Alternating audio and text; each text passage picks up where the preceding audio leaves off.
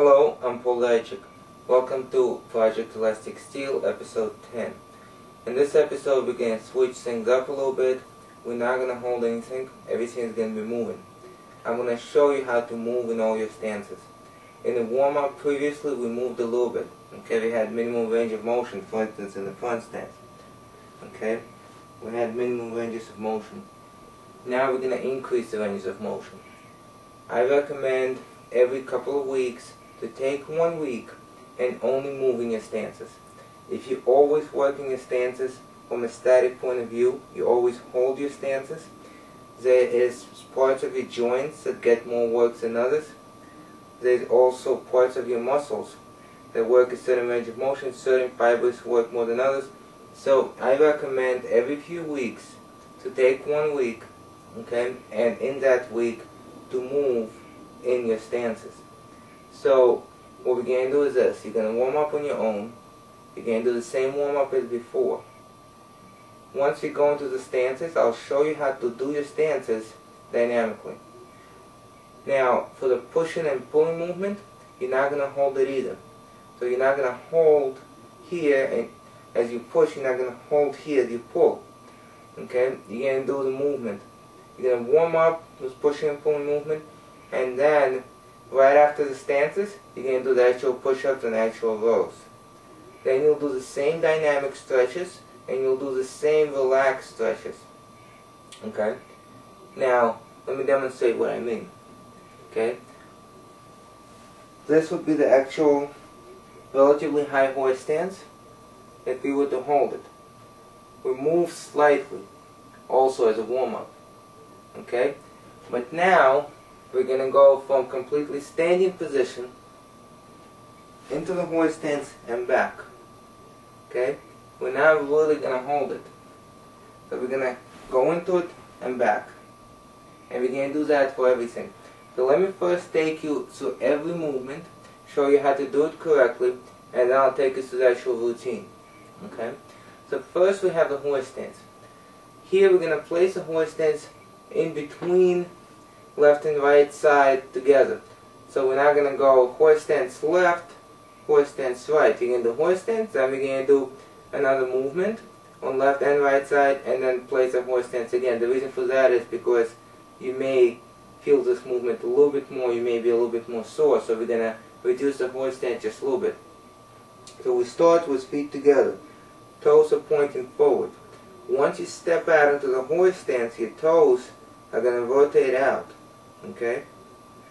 In other words, my feet are parallel. Here I step out. My feet are 45. I come back. They're parallel again. And this is a movement from the horse stance. So we're going to be stepping out one leg at a time. One leg moves, one leg doesn't. Okay? Horse stance and back.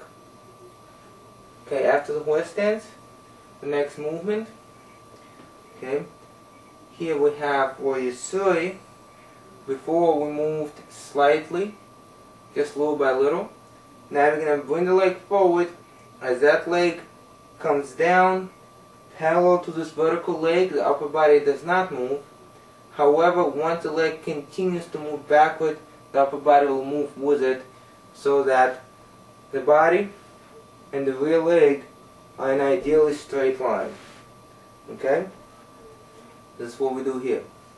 Leg goes forward, back, forward, and back. Notice, at this point we're not that advanced to actually move the body back as the leg goes forward. So the leg just comes forward, comes to this line, and then it travels parallel to the body as the body goes forward. That's the second stance. Okay? Now for the front stance, what we're going to do is we're going to keep the feet shoulder width apart, and we're going to step out straight forward with one leg and come back, which looks like this.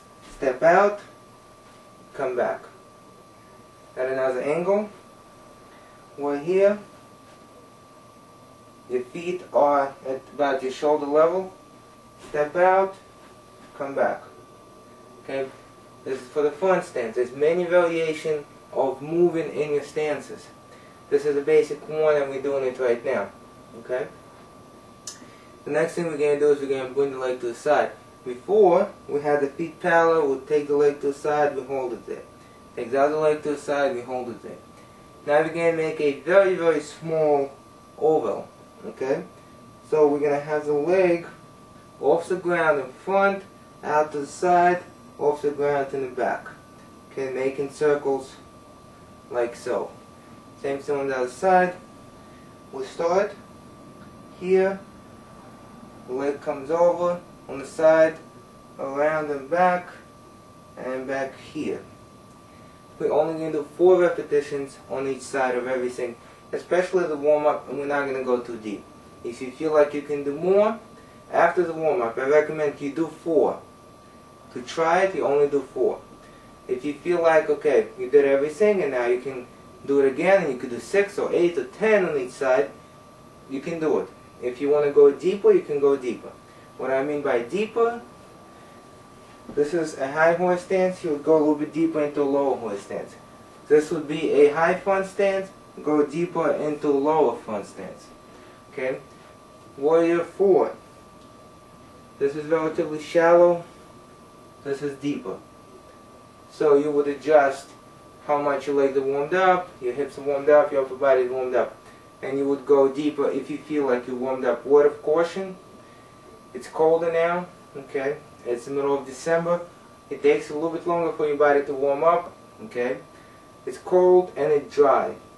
When those two things combine together, much easier to get injured, okay? So we did the horse stance, we did the warrior 3, we did the front stance. We brought the leg to the side, okay? For the next stance, which here is the warrior 2, what we're going to do is, we're going to first place the feet at 90 degrees. So I have my left foot going to the side, my right foot going forward. After this, I'm going to take my left foot and turn it just a few degrees in. Okay, so from here, it's just going to come in just a few degrees. Okay, from here, it comes in just a few degrees. And now I'm going to step forward with this leg. This leg does not move. I'm going to step forward and come up. Step forward and come up. Same thing on the other side from another angle. Okay, take my rear leg, turn it in just a little bit. Step up, step up. Okay. Now we're going to lift the knee. We want to work the hip joint here as much as possible as well. So before we either lifted the knee or we just lifted and held it. Now we're going to lift the knee with a small circle, okay? And that circle is going to go over on the opposite side. Here's what I mean. We have the leg out to the side here, okay? We make a circle and we go over to the other side. Make circle in the opposite direction, bring it back, okay? Once again, from another angle, leg is here, we make a circle and bring it over. Circle in the opposite direction and out to the side. Okay? So, in other words, we're taking this movement and we're adding a circle to it. Instead of just lifting the knee, now it makes a full circle. Not a small circle, but a large circle. We want to work on large movement.